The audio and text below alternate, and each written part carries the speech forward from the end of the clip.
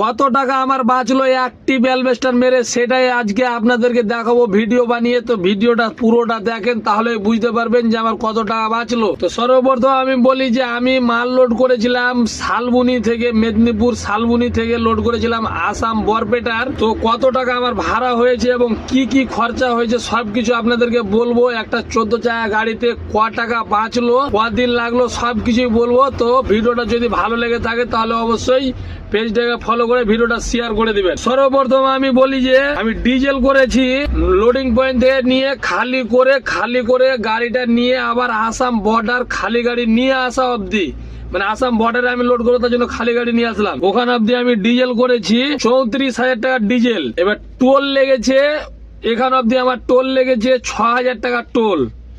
হিসাব করবেন, আমিও হিসাব করে নিয়েছি, আপনারা হিসাব করবেন।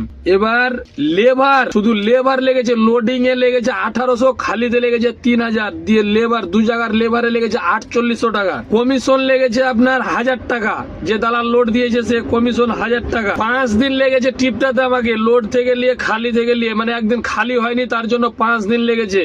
তো 5 দিনের ড্রাইভার এবং খালাসি মিলিয়ে ড্রাইভার খালাসির বেতন হলো 5000 টাকা। তারপর ড্রাইভার খালাসির খাওয়া দাওয়া 400 টাকা দিন, 4 5 20, 2000 টাকা। তারপর আদার্স একটা বর্ডার পার করেছে, এটা ওটা 2-4-10 টাকা এদিক ওদিক যে 1000 টাকা খরচা করেছে, এরকম টোটাল খরচা হয়ে গেল আমার 53,800 টাকা টোটাল খরচা হয়েছে টিপটাতে। ওখান থেকে এখানে আসতে A to Z খরচা দিয়ে 53,800 টাকা খরচা। এবার ভাড়া হয়েছে আমার 30 টন মাল, 2900 টাকা টন ভাড়া। 2900 টাকা টন হলে ভাড়া হয়ে যাচ্ছে আপনার 87,000 টাকা ভাড়া। 87,000 টাকা ভাড়া হয়েছে। তো 87,000 থেকে মাইনাস করলে আমার বাঁচছে 33,200 টাকা। 5 দিনে 33,200 টাকা একটা 14 জায়গাতে, এটা বিশাল কোনো পয়সা না। এবার অনেক দাদা ভাই বলতে পারে যে 5 দিনে 32,200, 33,200 কামিয়েছে, আর কত কামাবা? কিন্তু মেন গল্প হচ্ছে এখানে আমি যে 5 দিনে এসছি, তো যে আমার 33,200 কামাই হয়েছে এটাই। এখন যে আমি ফের আবার 5 দিন 7 দিনে কলকাতা যাব, এদিকে আমার 10 টাকাও বাঁচবে না, ডাউন ভাড়াতে কোনো 10 টাকাও বাঁচবে না।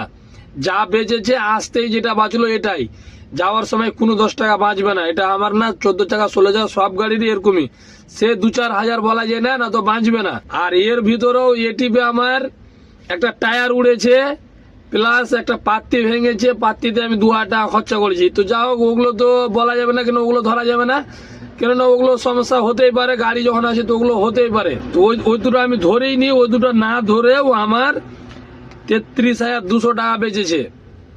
তো 5 দিন গাড়ি চালিয়ে 33,200, মানে এগুলো টিপ মাসে 3 টিপ করা মুশকিল আছে। 5 দিনে চলে এসছে